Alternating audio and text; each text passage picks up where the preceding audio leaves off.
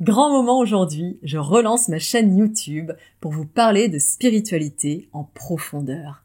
Et j'insiste sur ce mot, profondeur, parce que aujourd'hui, il existe énormément de choses dans le milieu de la spiritualité.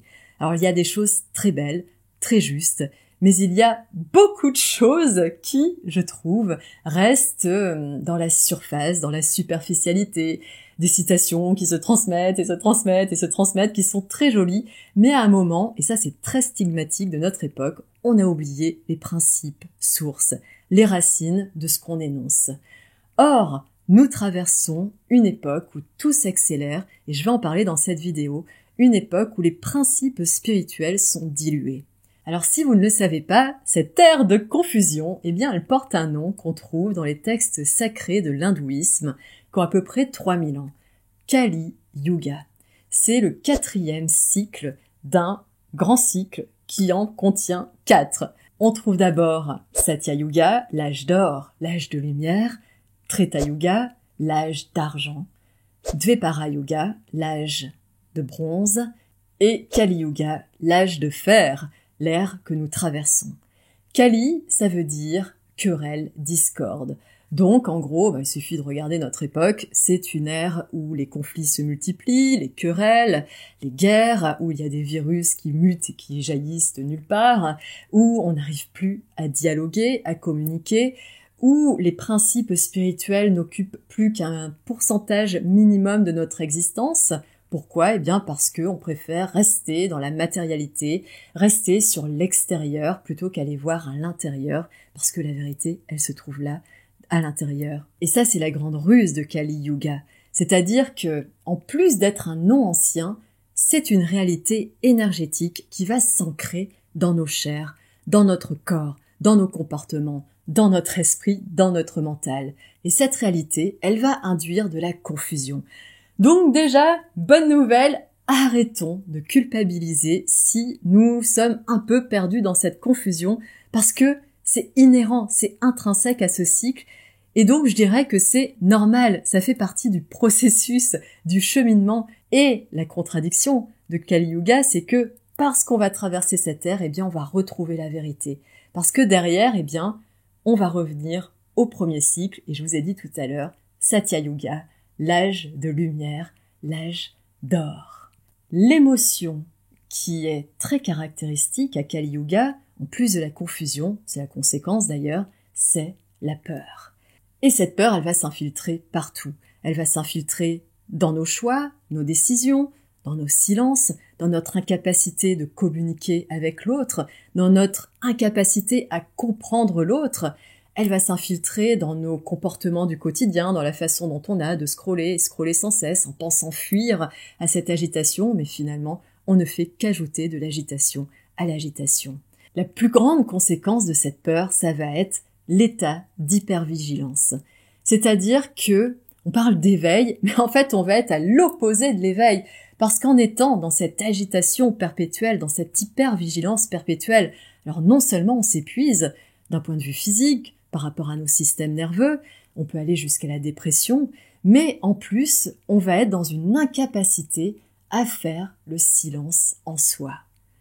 Or, tout à l'heure, je vous ai dit que la vérité, on va pas la chercher à l'extérieur, c'est ça le but de l'éveil spirituel, c'est d'aller la trouver à l'intérieur de soi.